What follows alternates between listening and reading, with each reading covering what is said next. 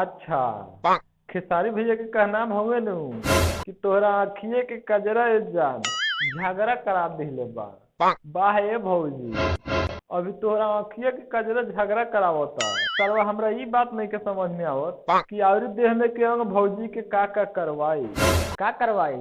भौजी लइका से कलर चटवा के उजर करवा दी। तो का हाल बा भाई लोग, ठीक बानी? आज हम बात करे वाला बानी खेसारी भैया के बारे में। तो भाई लोग वीडियो स्टार्ट करे से पहले एगो छोटा मोटा बात बतावे के चाहतनी कि ये वीडियो का सिर्फ एक ही मकसद हवे, आप लोगों को इंटरटेन करी, नहीं तो केहू के दिल पे ठेस पहुंचावल। हंसिया लोग और हंस के भूल जाइए लोग। तब भाई लोग शुरू कर जाओ आज के भक्चोदी। तुम जवानी में रंगीन हो गई हो। रे साला कैमरामैन, तू का चलावता रे? तुम जवानी में रंगीन हो गई हो, अब साला जवानी में रंगीन टीवी खानी आ गई बका रे।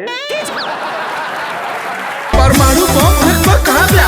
अच्छा, तो भैयावा रंगीन के साथ साथ परमाणु बम बना ले बा।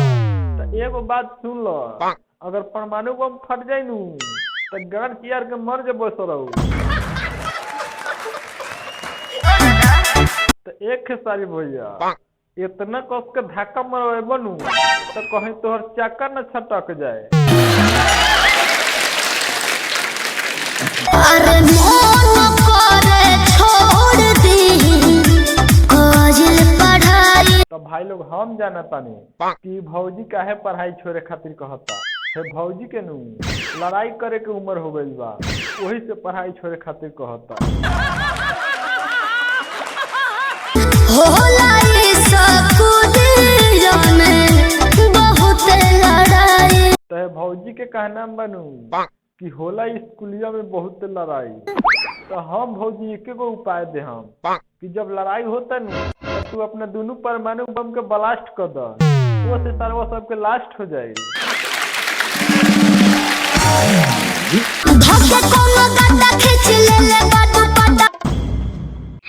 सर्वा धोके कोनो गाटा घींच ले दुपट्टा। अब हे भौजी के हम का कही, एकरा के कहे खातिर तो हम प्रश्न गड़बड़ा गइल बा।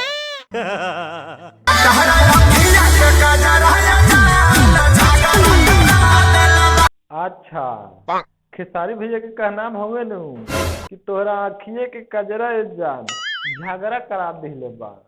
वाह ए भौजी, अभी तोहरा आँखिए के कजरा झगड़ा करावता। सरवा हमरा ई बात नहीं के समझ में आवत कि आवरी देह में के अंग भौजी के का करवाई।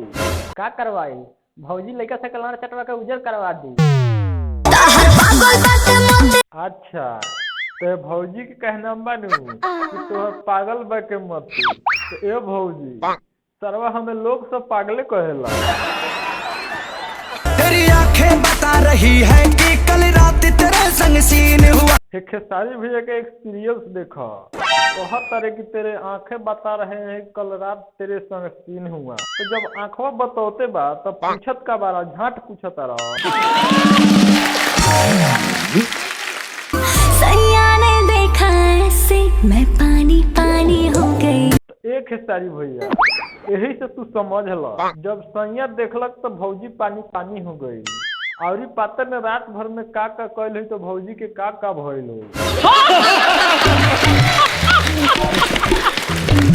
आई मेरे रोमांटिक राजा। अच्छा, तो है भौजी के का नाम बने कि मैं आई रोमांटिक राजा। तो ए भौजी, जब आइए गए बनू तब बच के रहिए, न तो रोमांटिक राजा रोआ के मारे ले सरवा। तो भाई लोग आज के वीडियो यहीं पे खत्म करो तानी। अगर वीडियो अच्छा लगल होके तो हमारे चैनल के सब्सक्राइब करके बेल आइकन प्रेस कर दी, ताकि हमारे जितना नया नया वीडियो आवे सबसे पहले आप तक पहुंचे। और फेसबुक पर देखा था तो पेज के फॉलो कर ली।